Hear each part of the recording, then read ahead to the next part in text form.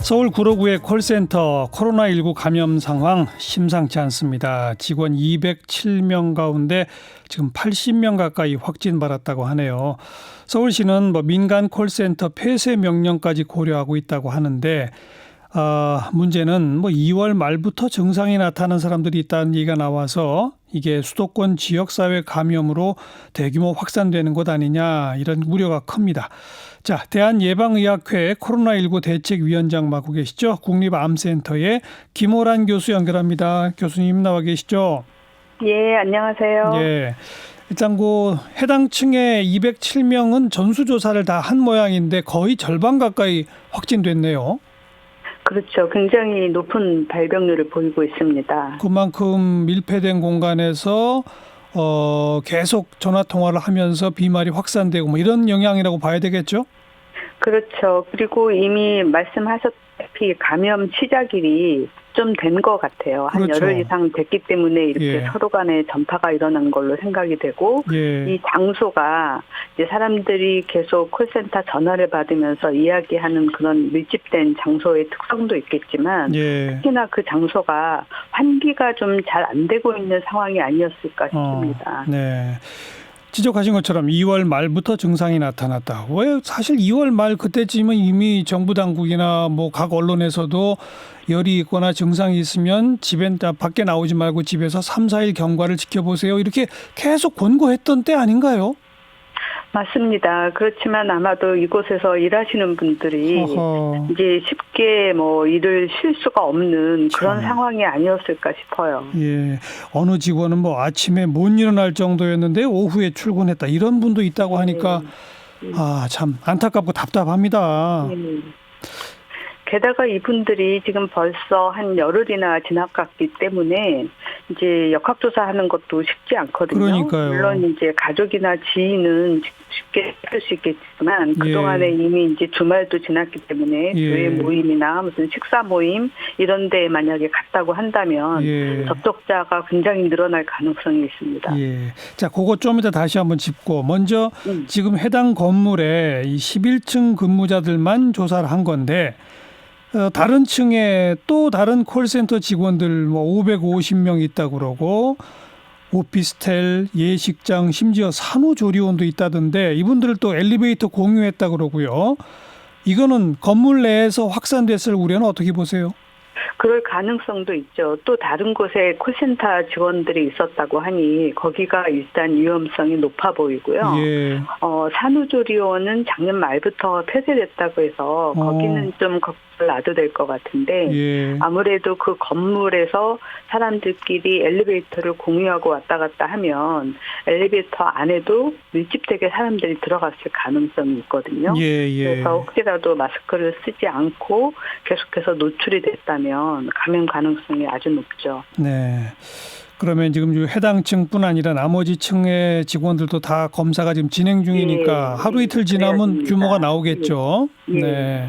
그런데 어쨌든 지금 이미 100명 가까이 이렇게 감염된 분들이 지난 일주일 열흘 사이에 지하철 버스로 지금 전부 서울 수도권으로 옮겨 다닌 거 아니겠어요? 예, 그렇죠. 이쯤 되면 정말 이 역학조사와 접촉자 관리라는 건 불가능한 거 아닙니까? 그거는 이제 접촉자 관리를 하고 CCTV 보고 이렇게 하기는 어렵고요.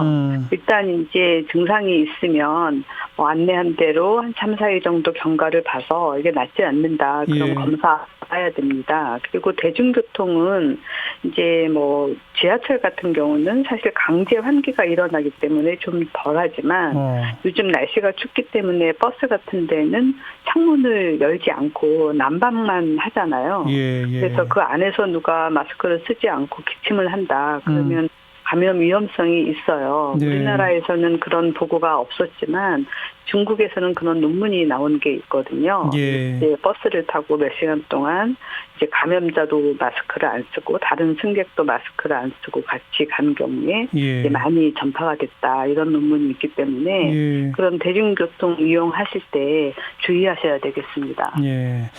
우리가 대구 신천지 교회라고 하는 슈퍼 감염원을 지금 계속 겪고 있는 상황 아니겠습니까?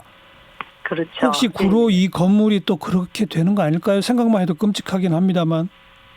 구로 콜센터가 신천지만큼 규모가 크진 않지만 한 열흘 동안 감염된 분들이 말씀하신 대로 주변에 가족이나 지인 말고 또 다른 집회나 이런 데 가서 전파를 했다면 예. 규모가 상당히 커질 가능성도 있습니다. 예.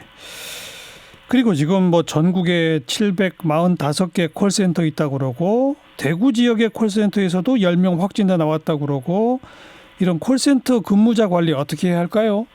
그렇죠. 콜센터가 사실 우리가 이제 이전에 걱정했던 뭐 요양병원이나 요양원이 아닌데도 이렇게 감염 위험이 높은 곳이라는 것이 지금 밝혀진 건데요. 예. 일단 이제 이번 코로나19 유행을 겪으면서 뭐 재택근무나 뭐 근무시간 유연제 이런 거를 권고를 했지만 예. 콜센터 근무하시는 분들은 그런 거를 거의 시행을 안 하신 것 같아요. 예. 그래서 예.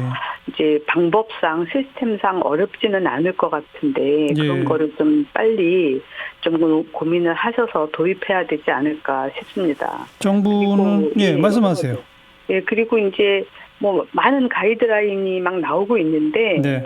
사실은 사업장에 계신 분이 본인의 사업장의 수준은 제일 잘 알 것 같거든요. 그렇죠. 그래서 예를 들면 뭐 우리 사업장 감염 위험도 체크리스트 같은 거를 좀 만들도록 해서 예. 뭐 밀집도라든지 환기 시설이라든지 근무 형태 뭐 말을 많이 해야 되는 뭐 사람들끼리 모여서 대면을 해야 되는 근무 형태라든지 예. 아니면 마스크를 쓰고 일을 할 수 있는지 그런 상황이 아닌지 뭐 이런 것들을 좀 리스트업을 해가지고 예. 좀 점수를 매겨서 위험도가 높은 감염 위험도가 높은 사업장이다. 그럼 우선적으로 좀 조치를 해야 되지 않을까 싶습니다. 말씀하신 것처럼 해당 사업장 주들이 제일 잘 알죠, 상황은. 그렇죠. 또 예. 거기서 환자 발생하고 그러면 피해도 제일 커지잖아요. 네, 맞습니다. 이 구로 콜센터 같은 경우도 그 환자분이 이전에도 독감이 한번 유행하면 콜센터 직원 반은 다 걸리고 끝났다 이런 얘기 하시거든요. 네, 네.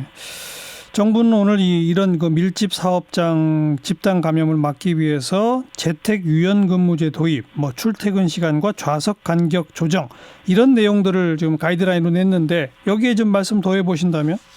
예, 아까 말씀드린 대로 환기가 가장 중요합니다. 환기. 그래서, 예. 그래서 날씨가 조금 풀리고 있으니까 창문을 열 수 있도록 환기를 자주 할 수 있도록 하는 게 제일 중요하고요. 예. 특히나 마스크를 쓸 수 없는 상황이라면 수시로 환기를 해서 그 안에 혹시라도 비말이 떠 있으면서 공기가 정체가 되면 예. 공기 감염처럼 확산이 될 수가 있거든요. 예, 예. 그런 상황을 좀 피할 수 있도록 조심해야 되겠습니다. 네. 정부와 지자체들도 좀 취약한 분들이 건강이 안 좋은 분들이 모여 계신 요양원이나 이런 데는 중증 관리를 그 처음부터 해왔었지 않습니까? 그렇죠. 하지만 콜센터 이런 데들은 사실 주목하지 못했던 거죠? 예, 맞습니다. 뭐 콜센터든지 뭐 줌바 댄스 뭐 운동하는 데라든지 뭐 코인 노래방 이런 거는 생각을 못했던 곳인데 이번 유행에서 나오는 곳이죠. 그렇죠.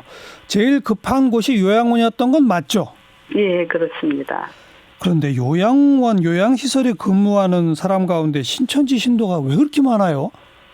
아무래도 이제 한 50대, 60대 여자분들이 일하기 쉬운 곳이다 보니 그랬던 것 같습니다. 거기 뭐 한 1,600명인가 이렇게 근무했다는데 그 가운데 1,300여 명이 아직 코로나19 검사 받지 않았답니다. 그러게요. 왜냐하면 처음에 전수조사를 할 때 요양시설에 근무하시는 분들이 증상이 있는지 예. 해외에 다녀온 적이 있는지 이런 것들을 조사를 했었거든요. 그렇죠. 예, 그런데 이제 그 다음에 신천지 신도들을 검사할 때는 증상이 있는 사람 먼저, 대구 교회를 다녀온 사람 먼저 이렇게 그렇죠. 하다 보니까 예. 전국에 아직 해당이 안 돼서 검사 안 하신 분들이 꽤 있을 것 같습니다. 참 알겠습니다. 자, 뭐 오늘 상황은 요 정도 점검을 하고 좀 근본적인 얘기로 돌아가서 어떻게 보세요? 이게 지금 전 세계적 이 소위 말하는 팬데믹 대유행 이미 간 거 아닙니까? 그렇죠. 전 세계적인 대유행이라고 할 수 있는데 예. 사실은 우리가 이런 식의 대유행은 겪어본 적이 없어요. 이제 신종플루처럼 인플루엔자 대유행은 전 세계 국가들이 비슷한 시기에 시작했다가 비슷한 시기에 끝나는 거거든요. 예. 그런데 지금 이 유행은 한 나라는 끝나가는 상황인데 다른 나라는 시작하고 있는 이런 상황이기 때문에 예. 나라 간에 서로 주고받으면 이게 얼마나 동안 갈 수 있을지 글쎄요. 예, 좀 새로운 상황을 맞이하고 있는 겁니다. 네, 신종플루 때는 뭐 70몇만까지 우리도 확진자를 세다가 그 다음엔 아예 포기했던 거 아닌가요? 그 다음부터는 이제 확진 검사 없이 그냥 증상을 보이면 타미플루를 처방을 했죠. 그랬었죠. 근데 지금은 이렇게 처방할 수 있는 약도 없기 때문에 뭐 어떨 그렇죠. 방법이 없죠. 예, 쓸 수 있는 것은 정부로서는 빠른 진단 검사, 그리고 국민들은 마스크 쓰고 사회적 거리두기, 그거 말고는 없습니다. 그 사회적 거리두기를 일단은 지난주 초에 2주 동안 해봅시다라고 했어요. 그죠? 예. 그게 이번 주말이면 끝나는 거 아닙니까? 예. 그 다음 더 해야 되는 거 아닌가요? 이게 이제 이렇게 한쪽에서 계속해서 집단 감염이 일어나면 사회적 거리두기를 일부에서 국민들이 열심히 한다고 해도 끝을 낼 수가 없는 거죠. 그러니까요. 전부 다 한꺼번에 동참하지 않으면 효과가 나지 않고 이게 계속 진행될 수밖에 없는 그런 문제가 있습니다. 사회적 거리두기 1주, 2주 사이에 엄청난 경제적 타격이 있지 않습니까? 그렇죠. 그런데 이게 언제까지 갈지 현재로서는 모르는 거죠.